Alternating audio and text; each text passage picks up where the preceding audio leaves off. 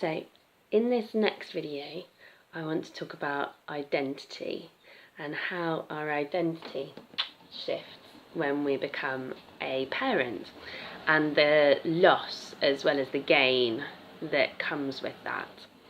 So there's a key psychological theory on identity that was put forward by a guy called Henry Tajfel, and he calls it the social identity theory, which basically suggests that although we have our own personalities, our entire way that we see ourselves is based in the groups that we are members of.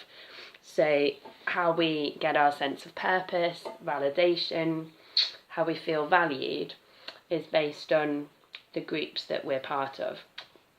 And becoming a parent, you become part of this massive group that you weren't part of before.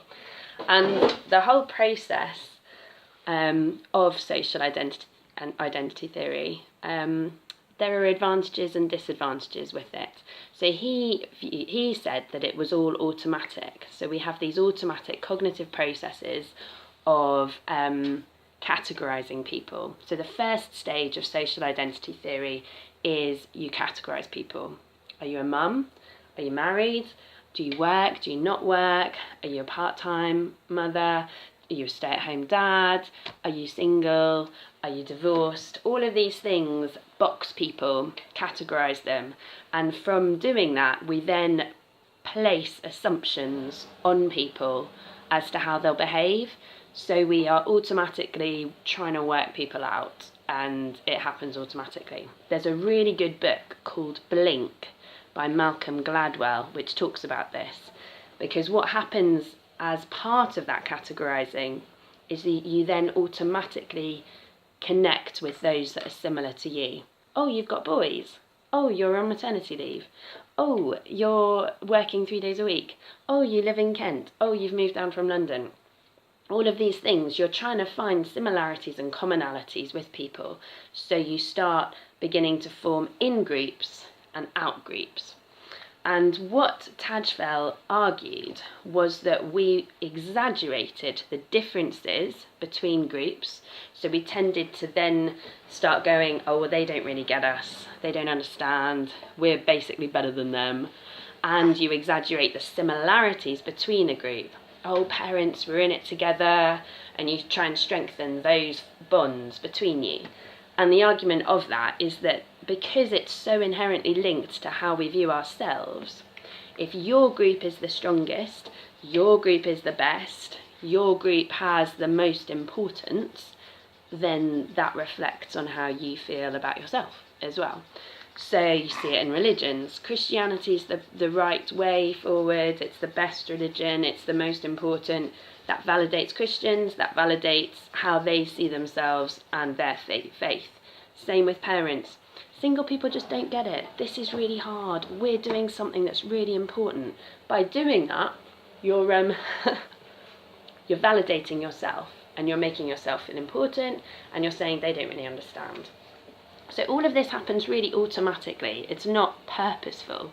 But before you know it, you're suddenly in this group, you're in your NCT group or you're hypnobirthing, and you're all chatting about being a parent and how hard it is and how important it is and how great your babies are.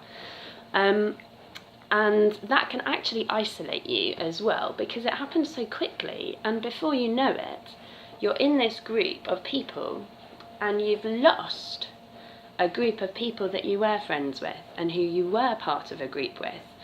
Your single friends, or how you were seen before as being an individual or a traveller or a couple. And there's lots of groups that you were part of that you then lose membership of. And in doing that, I feel there's an identity crisis. So when you become a parent, you form other groups, but you also isolate yourself automatically, and sometimes not consciously at all, from previous friends and previous groups.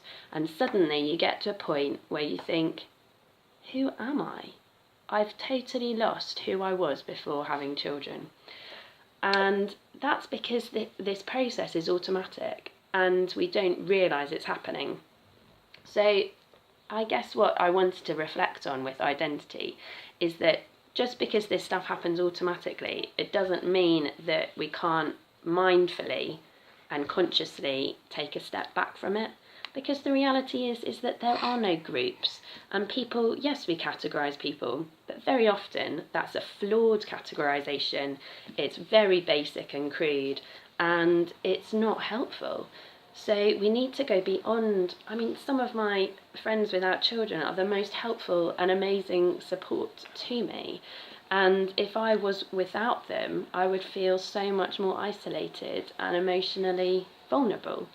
So just because someone doesn't have a child, or just because someone isn't a parent, or just because you are, it doesn't mean that you can't be part of those groups and reconnect with your past and things that you used to love. And it happens so quickly. Like, I mean, Gabriel's 5 months now, and I think we've been out twice.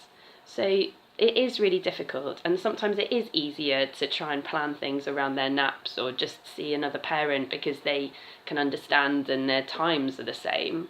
But what I'm trying to do is try not to do that all the time. You don't have to just see parents, and you don't have to just see parents with babies, because that narrows us, and that also reinforces our stereotypes about how we assume people are and how we assume people behave. So just because we're entering this new phase and we're entering into a place where we're members of this new group called parenting, and our NC2 groups are really important to us, and those parents are going to be really important supports to us.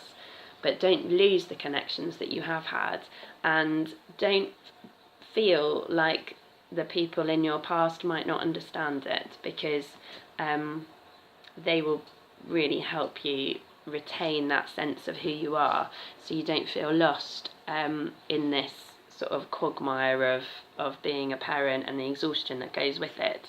And so you mustn't lose your identity, really, within these groups that can become really overwhelming. So that is my view on identity.